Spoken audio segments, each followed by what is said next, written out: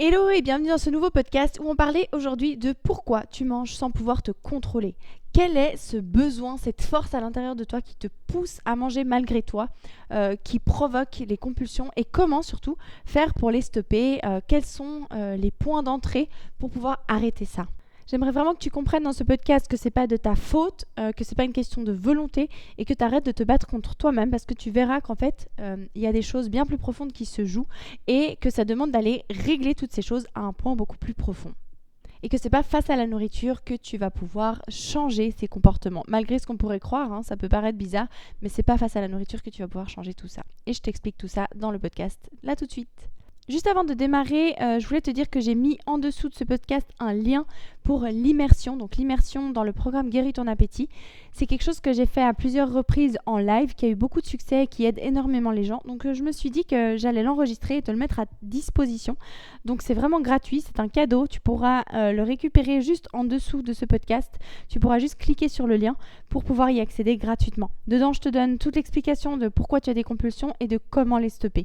C'est un peu comme une masterclass où dedans, je te donne vraiment des outils concrets à mettre en place immédiatement. C'est plus profond que le podcast. Le podcast, je te partage déjà énormément de choses. Mais dans l'immersion, on va encore plus loin. Il faut quand même que tu prennes du temps, prendre des notes, parce que c'est quelque chose dans lequel tu vas pouvoir avoir des vraies réponses. Tu vas pouvoir commencer ton chemin de guérison. Via ce lien, ça te permettra également d'accéder à mon programme avec un cadeau spécial. Donc, n'hésite pas à cliquer dessus. C'est gratuit, c'est pour toi. Profites-en. Et on enchaîne sur notre sujet du jour, c'est-à-dire de pourquoi est-ce que tu manges sans pouvoir te contrôler. Qu'est-ce que c'est ce truc qui te dépasse et qui fait que tu as ce besoin irrépressible de nourriture. Comme je te disais tout à l'heure, ici, ce que j'aimerais que tu comprennes, c'est que ça ne dépend pas de ta volonté, ça ne dépend pas d'une discipline ni de ce que tu vas faire avec la nourriture, mais bien des programmations inconscientes qui sont dans ton corps. Tu verras qu'il y a plusieurs portes d'entrée, il y a plusieurs choses à mettre en place vis-à-vis de la reprogrammation intérieure, qu'elle soit émotionnelle, mentale, au niveau du cerveau reptilien. Je vais t'expliquer tout ça. Et encore une fois, si jamais dans l'immersion, tu as vraiment le détail, je t'explique exactement comment ça fonctionne, parce que des fois, ça peut faire peur de se dire « Waouh, mais en fait, il y a beaucoup de choses à reprogrammer. » Mais non, si tu as la méthode exacte et que tu sais par quel bout prendre les choses, non, tout se fait naturellement et c'est OK. Donc ici, une des raisons pour lesquelles tu as probablement des compulsions alimentaires, c'est que ton cerveau reptilien est mal programmé, c'est-à-dire qu'il croit tout le temps que tu vas manquer de nourriture. Mais pourquoi il croit ça ? Parce que tu as suivi énormément de régimes.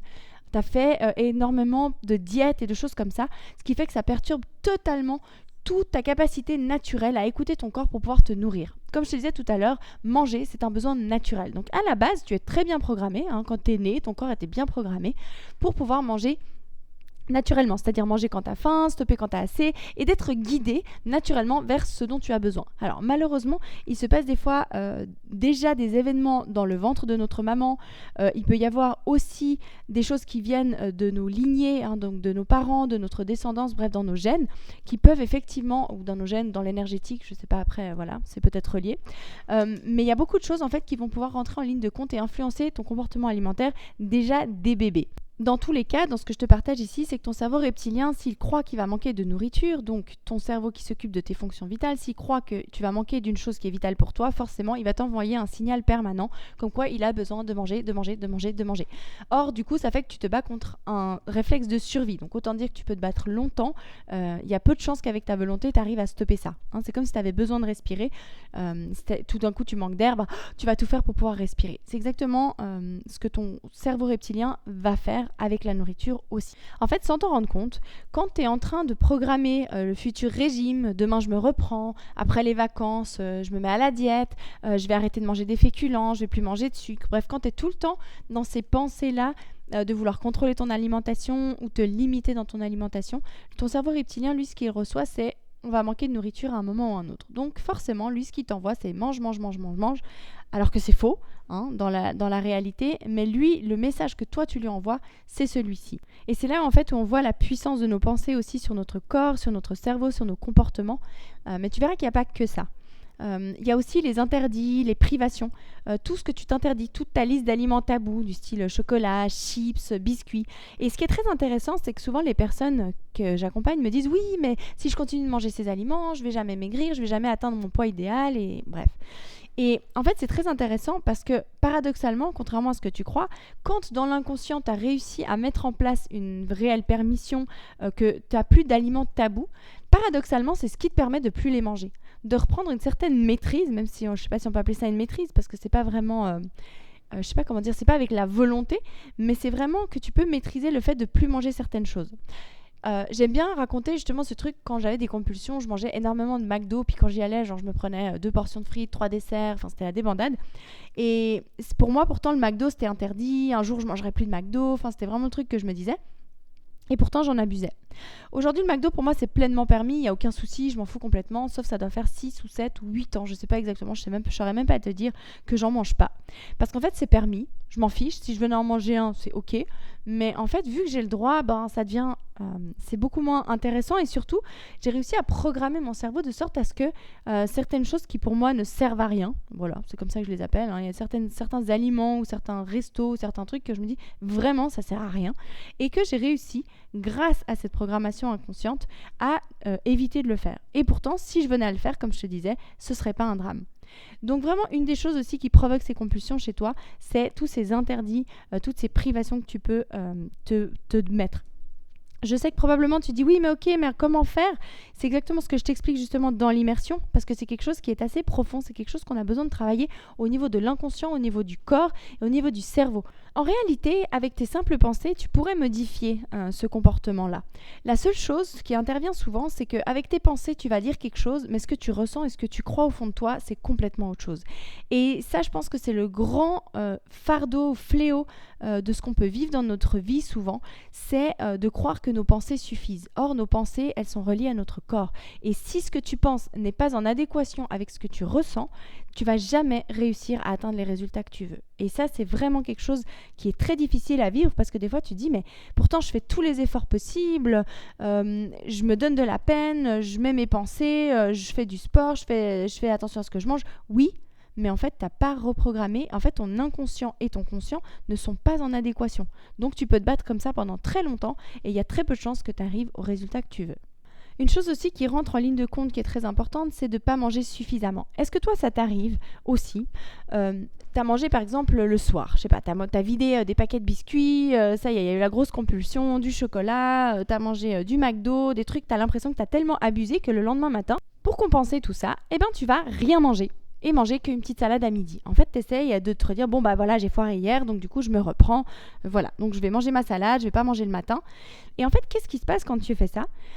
Il y a plusieurs choses qui rentrent en compte. C'est que tu vas estimer déjà de 1 que tu n'as pas mangé. Donc quand tu estimes que tu n'as pas mangé, qu'est-ce que tu fais ? Tu te mets à grignoter tout le temps. Un petit truc par-ci, un petit truc par-là. Mais le problème en faisant ça, c'est que tu estimes que tu n'as pas mangé, donc tu grignotes. Sauf qu'en fait, tu grignotes beaucoup de choses qui souvent ne nourrissent pas suffisamment ton corps. Or, ton corps, quand il n'est pas suffisamment nourri, les signaux de faim continuent en fait de pulser. C'est comme si tu manges que du chocolat, il n'y a pas tous les nutriments dont ton corps a besoin. Donc forcément, tes cellules qui vont manquer de nutriments vont continuer de réclamer de la nourriture.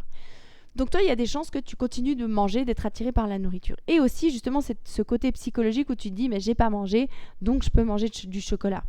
Parce que se rajoute à ça, et ce qui est très difficile, et ça je compatis pleinement, c'est l'angoisse de ne plus savoir quoi manger. À force d'avoir suivi maints régimes, d'avoir essayé tellement de trucs différents, tu sais même plus quoi manger. Parce que t'entends qu'il faut pas des féculents, puis en fait t'entends que oui il en faut, puis qu'en fait, bref.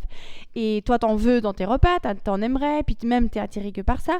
Et du coup en fait, toutes ces obsessions, toutes ces règles alimentaires sont tellement contradictoires qu'au final toi tu sais plus quoi manger, et c'est clairement anxiogène.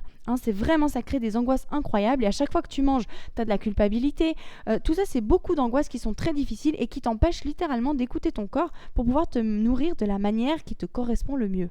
Et c'est justement en ça où moi je prône le truc d'apprendre à s'écouter, d'apprendre à de nouveau se remettre comme à l'époque dans notre corps, où notre corps nous guide, il sait exactement ce dont il a besoin, ce dont il veut plus, et pour que tu puisses t'écouter et manger ce qui est bon pour toi. Parce que si je te dis aujourd'hui que les fraises c'est le meilleur fruit au monde, si toi t'es allergique, ce sera pas du tout le meilleur fruit au monde pour toi. Donc c'est important que tu puisses être complètement autonome et à l'écoute de tes propres besoins.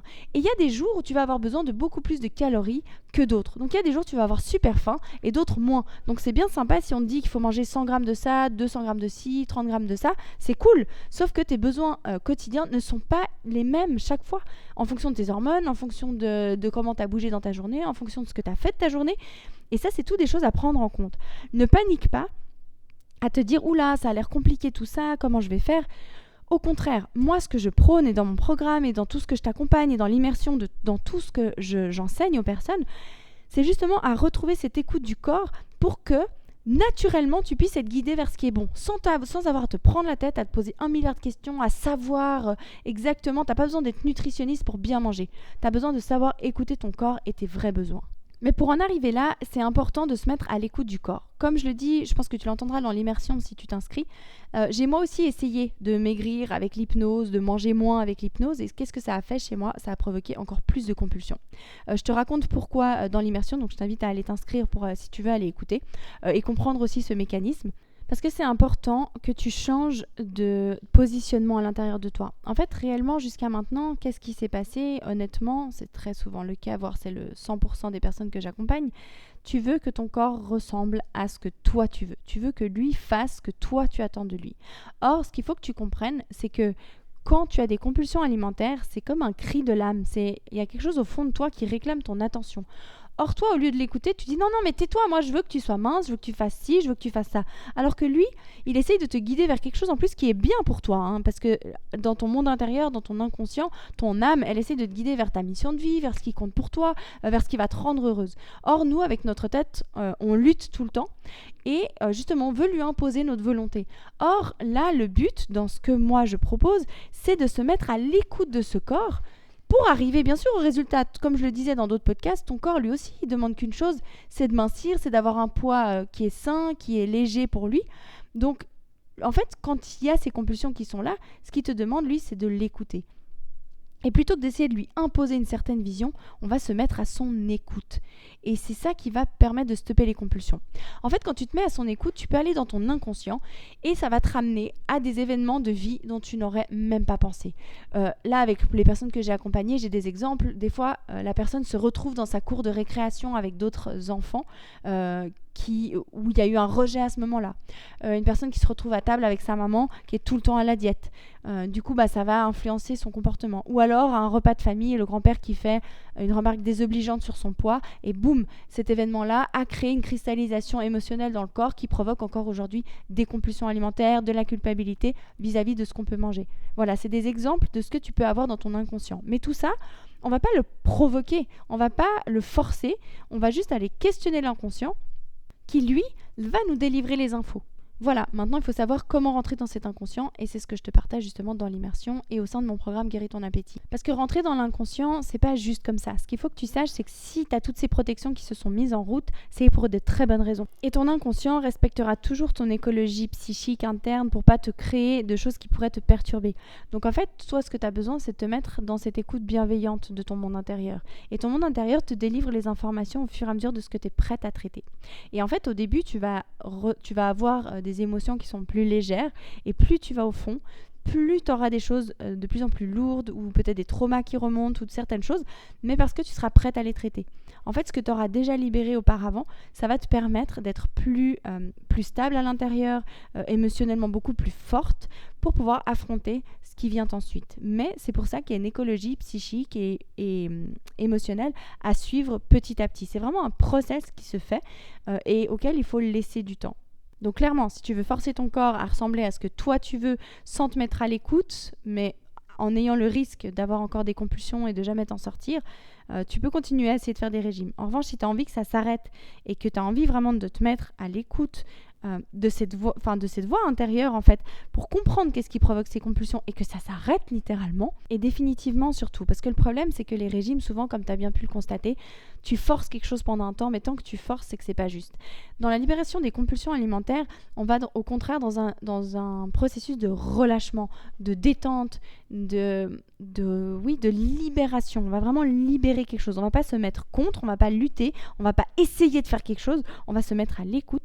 Et comme en fait, si tu veux, le sens d'une rivière, tu sais, tu te mets vraiment dans le sens de l'eau et c'est ce qui te permet de pouvoir être à l'écoute et que ce soit fluide. Se libérer des compulsions, il faut que ce soit fluide. Je dis pas que c'est facile pour autant, mais c'est fluide. C'est pas une lutte comme peut-être tu as pu faire jusqu'à maintenant contre la nourriture, d'essayer de te contrôler ou de devoir faire un sport qui te plaît pas. Voilà, ça n'a rien à voir avec tout ça. Encore une fois, il s'agit d'aller dans tes programmations intérieures et qui la plupart du temps sont inconscientes. Mais comme je te le dis, c'est totalement un processus faisable. J'ai accompagné près d'une centaine de personnes maintenant. C'est totalement faisable. Il faut juste suivre un process clair, oser se faire face, oser ressentir ses émotions, mais ensuite les choses se mettre clairement en place d'elles-mêmes. Je te mettrai quelques témoignages aussi juste en dessous de ce podcast pour que tu puisses voir comment les personnes se sont libérées, que c'est possible pour toi aussi, parce que d'autres l'ont fait, donc c'est possible pour toi aussi. Voilà, donc retiens bien ici que ce n'est pas de ta faute si tu manges de cette façon-là, c'est simplement qu'il y a des programmations à l'intérieur de toi qui ont besoin de ton attention et d'être libérées. Peut-être que ton cerveau reptilien pense qu'il va toujours manquer de nourriture. Tes interdits et tes privations font que ça rend ces aliments interdits hyper attirants. Et le fait que tu ne manges pas suffisamment et le fait que tu aies peut-être des émotions, des traumatismes ou des choses qui restent bloquées dans ton inconscient peuvent être les causes de tes compulsions alimentaires ou le tout réuni. Parfois, c'est un peu le tout et il y a tout besoin de tout remettre en place sur ces plans-là. Si tout ça te parle et que le podcast t'a plu, je t'invite à mettre une note, ça m'aide beaucoup, ça me permet d'être vue aussi par d'autres personnes qui auraient besoin de mon aide. Donc n'hésite pas à commenter. Inscris-toi à l'immersion, c'est pour toi, c'est cadeau. Le lien est juste en dessous de ce podcast. Je t'embrasse très fort, prends bien soin de toi et je te dis à très vite pour un prochain podcast. Ciao ciao.